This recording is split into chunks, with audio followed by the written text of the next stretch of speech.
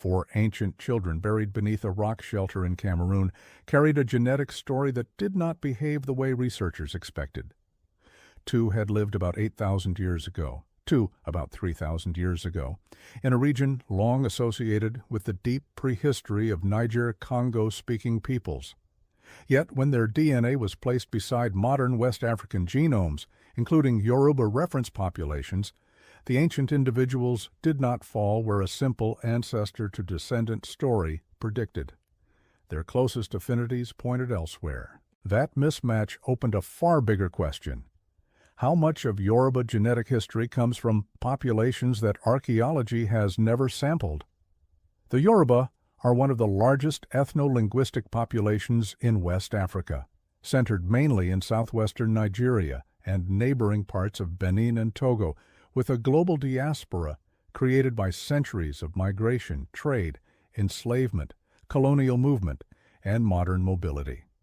Their language belongs to the Niger-Congo family, and their historical landscape contains some of West Africa's best-known urban traditions, including Ile-Ife and the later Oyo Empire. But genetics reaches far beyond the age of kingdoms, written chronicles, or remembered dynasties. A genome carries fragments inherited from thousands of ancestors, and those fragments can preserve population events that happened before any modern ethnic label existed. That point is essential, because there was no single timeless Yoruba genome waiting unchanged through prehistory. Modern Yoruba ancestry formed through a long sequence of population splits, expansions, contacts, and mixtures inside a continent that contains more human genetic diversity than any other. When scientists use Yoruba genomes in population studies, they are not testing a pure or isolated bloodline. They are using a present-day population as one important window into the deeper history of Western Africa. The surprising part is that the deeper the analysis goes, the less that history looks like one straight line. For decades, researchers studying human origins faced a major imbalance. Ancient DNA transformed the history of Europe and parts of Asia because cool caves, dry tombs, and cold soils often preserve genetic material. Tropical Africa is much harsher on DNA. Heat, humidity, acidic soils, microbes, and repeated wet conditions break DNA into tiny damaged fragments. Bones may survive as archaeological objects while most of their genetic information disappears. This means that the continent where Homo sapiens evolved has historically produced far fewer ancient genomes than regions that humans entered much later. The result can be misleading. Modern genomes are abundant, so scientists can compare living populations in extraordinary detail, but without ancient genomes, it is difficult to know whether a genetic pattern formed 2,000, 10,000, or 50,000 years ago. A present-day similarity can reflect shared ancestry, later migration, or repeated mixture. A present-day difference can hide a population that once existed between 2 regions and later vanished. That is why the genomes from Shum Laka mattered so much. They were not simply old DNA. They provided rare genetic snapshots from West Central Africa before the massive population movements that reshaped much of sub-Saharan Africa during the spread of farming, iron technology, and Bantu languages. Shum Laka is a rock shelter in the grass fields of western Cameroon. Archaeologists had studied its deposits for years because the site preserves evidence from a region often discussed in models of early Bantu language history. The broader Bantu expansion eventually carried related languages across enormous parts of Central, Eastern, and Southern Africa, together with people, crops, technologies, and new social systems. It would therefore have been tempting to assume that people buried at an ancient site inside this probable linguistic homeland were closely related to the populations that later expanded from the region. Genetics tested that assumption directly. Researchers recovered genome-wide data from 4 children. 2 were buried roughly 8,000 years ago and 2 roughly 3,000 years ago. One male carried Y chromosome haplogroup A0 Rur, an exceptionally deep paternal lineage that is still found at low frequencies in parts of Cameroon. That discovery alone was striking. But the genome-wide result was more important. Across hundreds of thousands of genetic markers, the Shum Laka individuals were not most similar to the major Niger-Congo-speaking populations living in the area today. Instead, their ancestry was closest to present-day hunter-gatherer groups from western Central Africa, such as Baka, Bakola, Bedzan, and Aka-related populations. The people who lived there thousands of years ago represented a population structure that was later dramatically altered. This is where the Yoruba comparison becomes revealing. Yoruba genomes are frequently used in African population genetic studies because large, carefully characterized reference datasets exist for them. In principal component analyses and allele sharing tests, present-day Yoruba generally cluster with other West African Niger-Congo-speaking populations rather than with the Shum Laka individuals.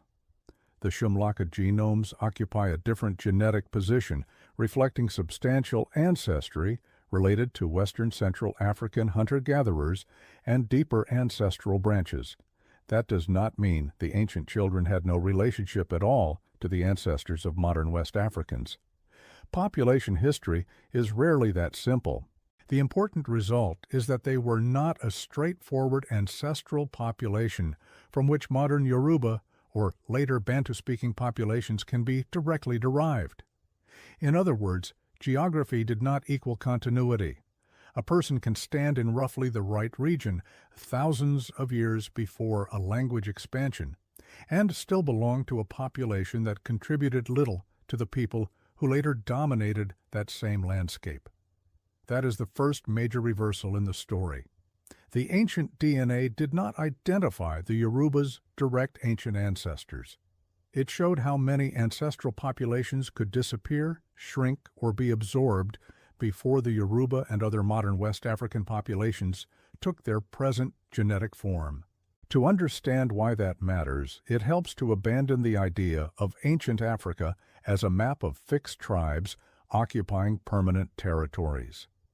During the Stone Age and early Holocene, Africa contained many populations that had already been separated for extremely long periods.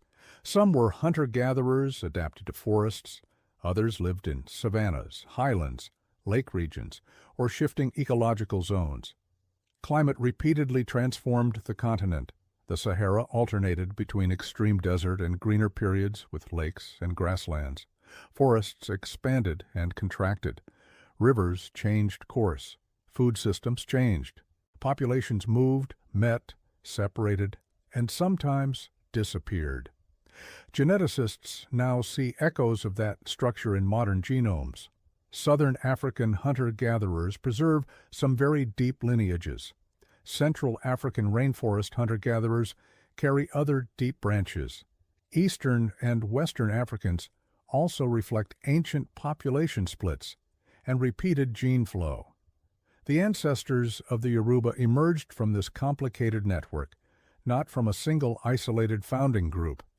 When ancient genomes are added, the network becomes even more complex because they reveal branches that are poorly represented in living people.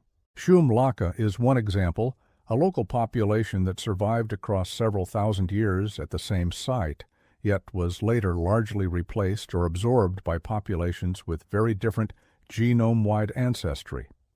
A second major clue came from a broader study published before the Shum Laka genomes, when researchers assembled genome-wide data from 16 prehistoric Africans living as far back as about 8,100 years ago. Most of those ancient individuals came from Eastern and Southern Africa, because preservation there was better. When the researchers compared them with present-day Africans, including Yoruba and Mende, they found evidence that the deepest history of Western African populations could not be explained by one neat branching tree. Some models required ancestry from a deeply diverged population, a lineage that separated early in human history and later contributed genetic material to Western Africans. Importantly, the signal did not appear equally in every West African group. Mende and Yoruba, for example, showed differences that could not be explained if both had simply descended from a single homogeneous West African ancestral population that remained isolated. The study did not identify a named ancient tribe. It revealed a statistical problem in the family tree. Something was missing. Either ancient populations repeatedly exchanged genes across large distances, or a deeply separated human lineage contributed ancestry to some Western African groups more than others. That missing branch became even more dramatic when another team analyzed modern West African genomes for signs of archaic introgression. Neanderthal and Denisovan ancestry is easier to detect outside Africa because scientists possess high-quality genomes from Neanderthal and Denisovan remains. West Africa presents a harder challenge. There is no sequenced fossil genome from a clearly identified archaic West African hominin available for direct comparison. Researchers therefore used statistical methods designed to detect genomic segments that behave as if they came from a population that had split very deeply from the ancestors of modern humans. The analysis included Yoruba, Mende, Esan, and Gambian populations. The models inferred that between roughly 2 and 19% of ancestry, depending on population and modeling assumptions, could derive from a deeply diverged archaic source. For Yoruba and Mende, the researchers even mapped candidate archaic segments across the genome. But this result must be described carefully. Scientists did not discover a secret species preserved inside Yoruba DNA, and they did not recover the genome of the proposed source population. The ghost is a statistical inference. Alternative demographic models can sometimes produce similar signals, and future ancient DNA could change the estimates. Even with that caution, the result changed how researchers think about West African genetic history. Popular accounts of human evolution once focused heavily on a simple sequence. Modern humans arose in Africa, one branch left the continent, and outside Africa that branch mixed with Neanderthals and Denisovans. The African part of the story was often treated as if the populations remaining inside the continent were one undifferentiated ancestral source. Modern genomics has dismantled that picture. Africa was not a single population before the out-of-Africa expansion. It contained multiple deeply structured populations, some separated for tens or hundreds of thousands of years, that continued exchanging genes. The ancestors of Yoruba people were part of that network. This means that some segments in a modern Yoruba genome may trace back through population lines that split from other human groups extremely deep in the past, while other segments reflect later West African expansions. A genome is therefore not one ancestry. It is a mosaic of histories stacked at different timescales. That is why the comparison with ancient West Africans produces such an unexpected result. The ancient individuals we can currently sample do not simply sit at the base of a Yoruba family tree. They occupy neighboring branches inside a much larger forest. The strongest evidence comes from what the Shum Laka study did not find. If the children had represented a population directly ancestral to most modern people in western Cameroon and to the later Bantu expansion, their genomes should have shown substantial affinity to those populations. Instead, genome-wide analyses placed them closer to Western Central African hunter-gatherers. Most present-day Cameroon populations fall near other West Africans and Bantu speakers in broad genetic analyses, while the ancient children sit apart. That implies a major demographic transformation after the periods represented at Shum Laka. People genetically closer to modern Niger Congo-speaking populations expanded into or through the region, while the older forager-related populations declined, moved, or mixed at lower levels. The Bantu expansion, beginning several thousand years ago, was one of the largest demographic events in African history, but it was not the first movement, and it did not involve empty land. Expanding food-producing communities encountered populations whose ancestors had lived across forests and savannas for millennia. In some regions, those older groups contributed ancestry to later populations. In others, ancient DNA suggests much stronger replacement.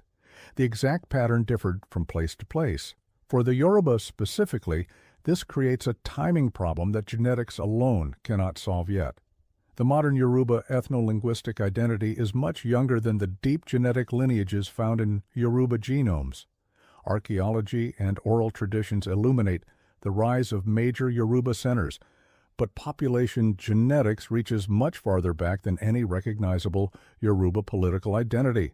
Present-day Yoruba ancestry reflects the deeper West African populations from which many Niger-Congo-speaking communities emerged, yet researchers still lack a long series of ancient genomes from southwestern Nigeria that would show that process century by century.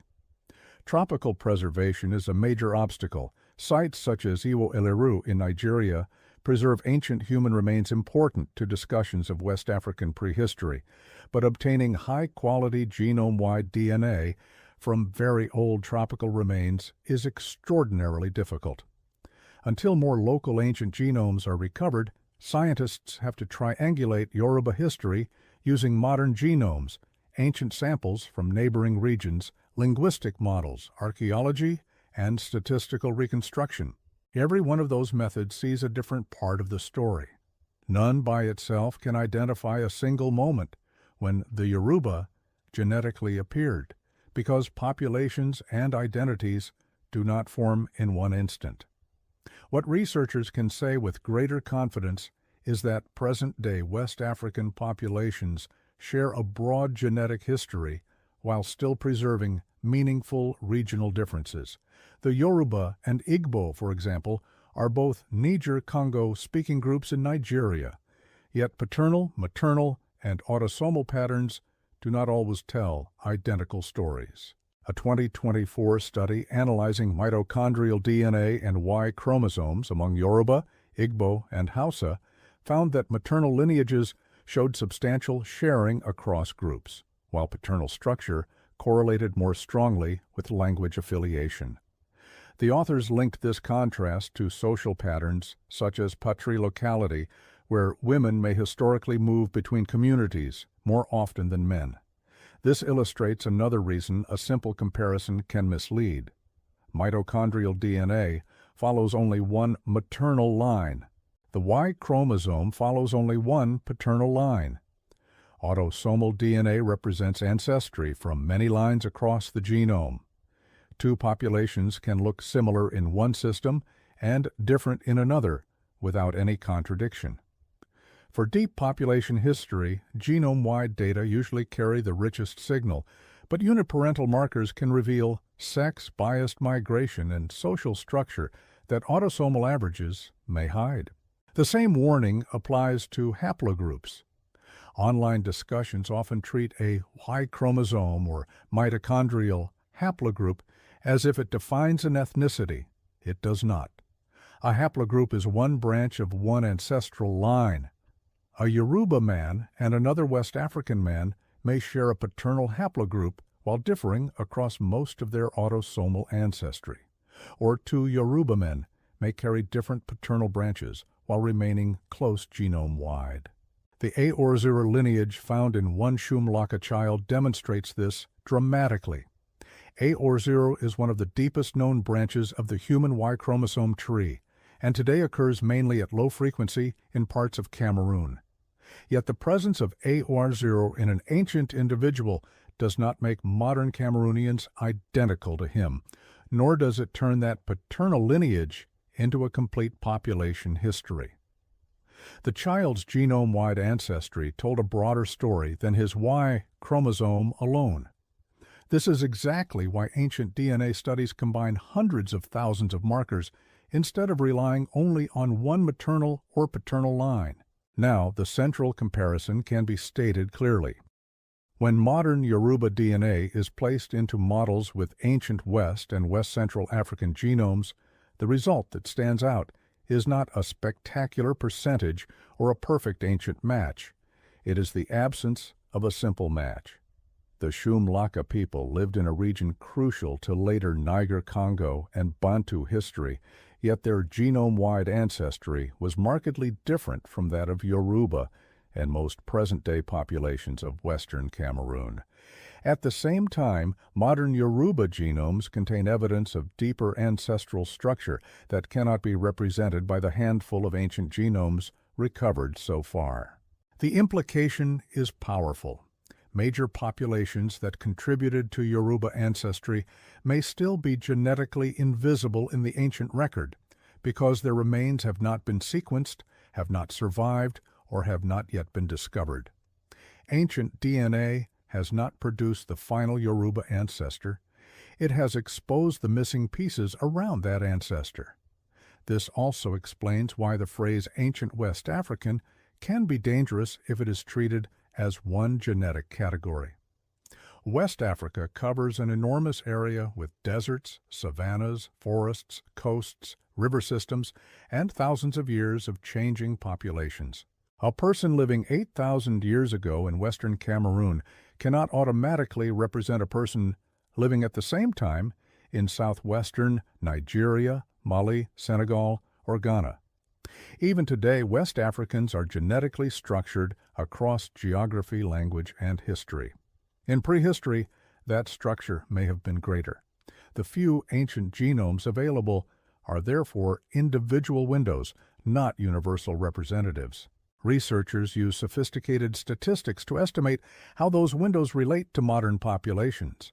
But the conclusions are always conditioned by which ancient samples exist. If the true ancestral population is missing from the dataset, a model must approximate it using the closest available branches. This is why scientific papers often describe ancestry as related to a sampled population rather than saying one population literally descended from another. The Yoruba story becomes even more interesting when placed beside the broader Niger-Congo expansions. Genetic studies of Bantu-speaking populations show that movements originating in Western or West Central Africa spread ancestry across a vast portion of the continent. Those expansions interacted with rainforest hunter-gatherers in Central Africa, pastoralists and foragers in East Africa, and communities in Southern Africa. The process was not a single migration wave. Different branches moved along different routes, paused, mixed, and expanded again. Yoruba speakers did not participate in the later Bantu expansions in the same way as Bantu-speaking groups because Yoruba languages belong to another branch of Niger-Congo, but Yoruba ancestry helps researchers understand the broader West African genetic background from which multiple Niger-Congo populations emerged. When Yoruba genomes are used as a reference in allele sharing tests, they often represent one modern branch of that West African ancestry. The Shum Laka genomes then reveal what the region looked like before later expansions transformed it. The contrast is not evidence that Yoruba came from some mysterious foreign continent.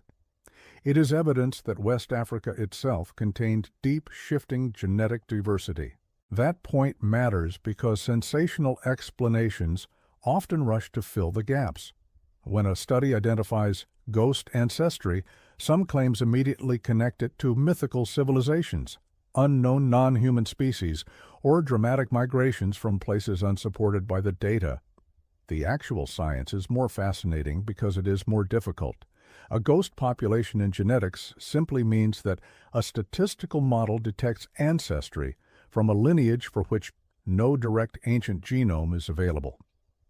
The population may have been fully Homo sapiens but deeply separated from other groups, or the signal may reflect archaic introgression from a lineage related to, but distinct from, known modern humans. Different studies have tested different models. Without fossils carrying recoverable DNA, the identity of the source remains unresolved. The responsible conclusion is not that scientists found a secret ancestor. It is that present-day West African genomes contain patterns suggesting a deeper population history than the surviving ancient samples can currently explain. There is also a broader lesson about the word origin. People often expect genetics to produce one place, one date, and one founding population. That works poorly for most large human communities. The Yoruba have linguistic origins, cultural origins, political origins, and genetic origins, and those histories overlap without being identical. A dynasty can arise without replacing a population. A language can spread through migration, prestige, marriage, or political expansion. A city can attract people from many surrounding regions. A genetic population can exist long before it receives the name by which descendants are known today. Modern Yoruba identity was shaped by history in southwestern Nigeria, but the DNA carried by Yoruba people contains ancestry far older than that landscape's known states and cities. Some branches connect Yoruba to neighboring West Africans. Others point toward deep population splits within Africa. Later, migrations added smaller layers. The genome preserves all of them at once. The available evidence also shows why Africa needs far more locally led ancient DNA research. Researchers have emphasized that genomic work on African human remains must involve robust ethical permissions, archaeological context, heritage institutions, and descendant or local communities where appropriate. Ancient DNA is not simply material to be extracted from bones. Human remains are connected to places and histories, and scientific access carries responsibilities. Better collaboration can also improve science. Local archaeologists and historians understand site formation, burial practices, cultural context, and regional questions that a genetics laboratory alone cannot provide. If future methods recover DNA from more tropical remains in Nigeria, Benin, Togo, Ghana, Cameroon, and neighboring regions, the current Yoruba models could change dramatically. A single well-preserved genome from the right time and place can overturn assumptions built from modern DNA alone. Shum Laka already demonstrated that. The next major surprise may come from a site much closer to the historical Yoruba heartland. There is one more reason the mismatch deserves attention. Genetic distance does not measure cultural importance, intelligence, authenticity, or who belongs to a modern community. It only describes patterns of inherited variation under a particular model and set of samples. Yoruba people today share recent ancestry with neighboring West African populations because communities across the region have exchanged people for generations, while also preserving distinct histories. Ancient comparisons push farther back, where labels become less certain and sample sizes become much smaller. A result can therefore be statistically strong while still leaving the identity of an ancestral population unknown. This is especially true in West Africa, where the available ancient genomes remain sparse compared with Europe. Researchers can test whether Yoruba share more alleles with one ancient sample than another, estimate mixture, and build demographic trees. But those trees are models rather than photographs of the past. New samples can add branches, move split points, or show that two populations previously treated as separate had exchanged genes. The most reliable interpretation is therefore layered. The Shum Laka genomes demonstrate real ancient population structure. Modern Yoruba genomes demonstrate continuity within broader West African ancestry, and the space between those observations remains partly unsampled.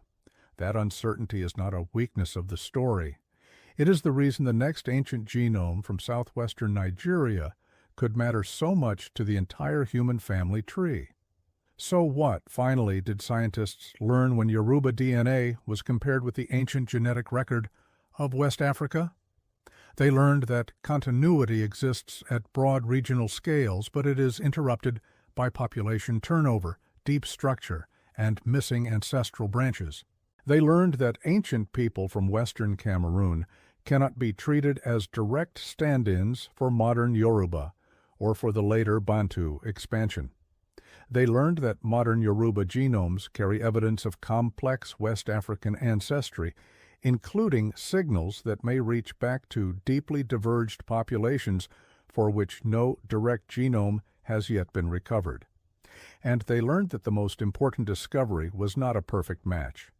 It was a mismatch that exposed how incomplete the ancient record still is.